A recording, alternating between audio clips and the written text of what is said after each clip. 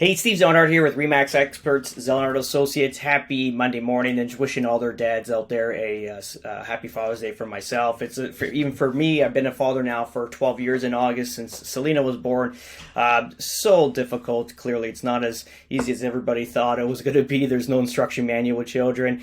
As a dad, you're always, even though like new societies, like husband and husband and wife work, but ultimately it's always comes down to, can we provide for the family? It's one of those psychological issues that a lot of men deal with, especially myself. It's like, are we good enough? Are we doing enough? Are we providing enough? Are we setting them up for the future? It's just an ongoing thing. But all dads out there, take a deep breath and just take it one day at a time and just try to improve the process. As long as we're bettering the next generation of what we were brought up in, we're doing our job. But that's for the dads out there.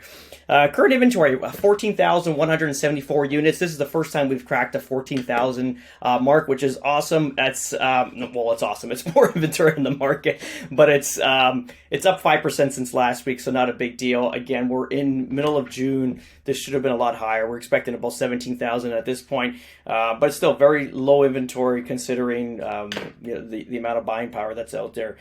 Right now we had 1,121 sales in the last 7 days, so that's down 8% since the week prior. But we're noticing, obviously, now that ebb and flow is starting to change, where as the inventory is hitting the market, the amount of sales are not either balanced in it or taking that number down. It's actually increased. So just think about last week we had, I think it was 13,400 units, I think, if I look through my book here, something like that, 13,400 units. So we had 1,121 sales last week, and now we have 14,174 units. So there had to have been about 700 units increased plus the amount that came on the market. So just imagine that. So like it had to have been about 1,900 new listings come to the market, and only 1,100 sold in the last week. So yeah, it's not an ebb and flow right now. Now we're starting to pack up inventory. Let's see if this is going to get meaty in the time progressing. Interesting article I was reading, and I've been talking about this for quite a while now, how the banks kind of they were doing a lot of reverse mortgages right now. So this is why we haven't seen, our predictions coming into 2023 was it was going to be a way different story, where people were going to be losing houses, losing their properties, a lot more inventory in the market. And we didn't realize that the banks were going to do like a reverse mortgage similar to what we saw in COVID, where, we just play interest only. If whatever amount of money's over the interest, they're going to just take it out of your principal. So this article finally is stating what we've been talking about since, let's say, February of this year. So it says some Canadian mortgage holders extending amortization periods by more than double. So what we're seeing is exactly these numbers. I'll just read the article here. So this is Victor Tran, mortgage and real estate expert at rates.ca, said in an interview with BNN Bloomberg Thursday that since the Bank of Canada began raising interest rates in March of 2022, some of his clients have drastically extended their amortization for their mortgages. And they're not extending, it's just automatically packing up. It's not like they've designed and say, hey, I want to pay in 70, in 80, 90 years. It was more so just automatically, as the principal is going down, the interest is going up, or leveling, or taking the principal away, just going out to interest.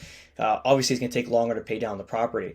So this is his quote: I've had many clients with amortizations that are 70, 80, and even 90 years remaining in the extreme cases. And that's simply because their payments are not going towards any principal at all. So this is what we're kind of talking about. What's happening is that, listen, if I was a bank, Canada is going to be the best place to lend money. I got to be honest. Why? Because the average mortgage amount is ginormous. Plus, with these interest rates, there's no one's going to pay these debts down. And that's proof of it. It's like 70, 80, 90 years. So imagine a bank has you numbered for 70, 80 to 90 years, your whole life cycle as a baby until your death. They own you, basically. You're paying them back. There's no hope for you to pay these mortgages back. And this is where what we're seeing with pricing. And again, I don't care where your political status stands. You got to look at the data, and you got to look when the prices are starting to increase, and you got to look back why what policy changes happened to increase the housing prices like that. And to be honest, Trudeau government came into power. You've seen as the Harper government just kind of let off, and then just this constant just climb to prices. And then people will say, well, COVID happened. Yeah, but before COVID, it was insane. Because remember, we had that 2017 boom and bust cycle also. So same idea, where there was very low interest rates. They've basically blocked out the supply. You couldn't build. The cost of building is expensive. Everything's kind of contained. Everything got more expensive. The policies have changed that. So however you vote doesn't matter. You just got to look at who's at fault here, right? And it is a liberal government that's destroyed our housing economy. As much as anybody wants to say, I'm not, I lean left and right. I don't care, like whoever's going to be the better party in order to get my kids a better lifestyle, or a better life rather. And right now, it's that government that destroyed our housing economy, and that's not only here. It started in the U.S. But even though the U.S. is still very affordable, like for example, obviously we have an office in Florida now, so we're really entrenched in those statistics. You're married. You just get married. I'll give you an example. So you just get married. You're making their income's naturally lower down there. So let's say you're making $50,000-$60,000 a year, maybe $70,000 a year. So combined income, husband and wife, you're at $140,000, just for example. These are obviously great paying jobs in the U.S. So you're making $140,000 a year. For the area that we bought in, like our investment property in North Fort Myers, yeah, it's not in Naples, it's not in Estero, it's not in Bonita, we get it. It's not in South Fort Myers, it's in North Fort Myers, but it doesn't matter. If you're starting out with a family, it's a great family community. So it's a gated community. It has amenities, so it has a pool, gym, pickleball courts, tennis courts, basketball courts, the whole thing. You get into a full detached property.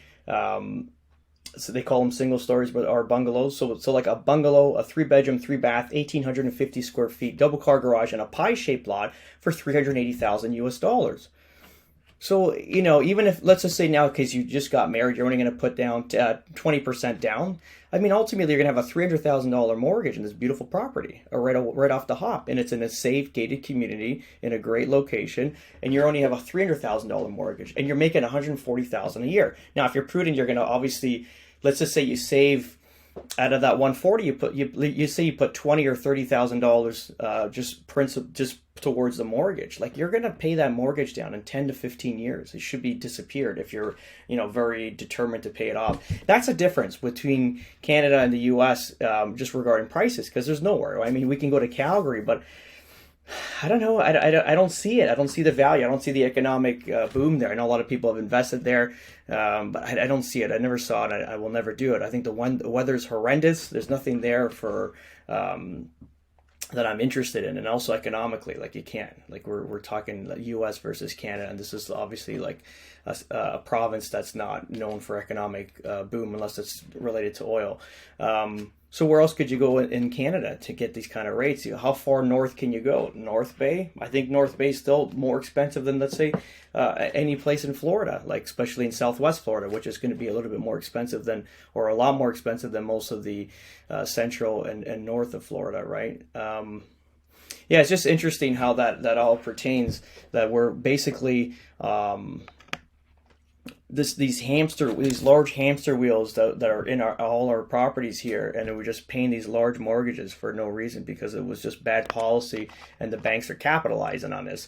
Now, how does this get fixed? The prices of housing would have to collapse basically and go into half of what they are now, because we shouldn't be paying $1 million for a townhouse in Bolton. Like, I mean, it doesn't make sense. Like, I mean, $500,000-$600,000 was expensive at the time. Now it's $1 million for a townhouse that needs renovation in Bolton. Like, this, it's extreme. And now that's a first-time home buyer. So even if they're putting 10% down, or let's say their baby boomer parents gave them a couple $100,000 each side, that they put down, let's say $200,000 plus their $100,000 in savings, and they bought a $1 million property that still needs a renovation, and that they're going to grow in, let's say, 3 to 5 years when they start getting a family. And they still have a $700,000 mortgage. So at some point they'll have to sell that, get into like a larger property, a full detached property, either they stay, let's say for example in Bolton, or they start going north. They go to Tottenham, they go to Alliston. But again, Tottenham and Alliston has picked up in pricing too, so it's not that affordable like it used to. So maybe you sell your townhouse for $1 million, let's say in Bolton, and then you convert that into like Alliston, for example. What are you getting? You might get into a small detached or a little bit more, but also you're 45 minutes, or from Bolton, you're about 35 to 37 minutes north. So it's obviously inconvenient. So yeah, just a simple rant.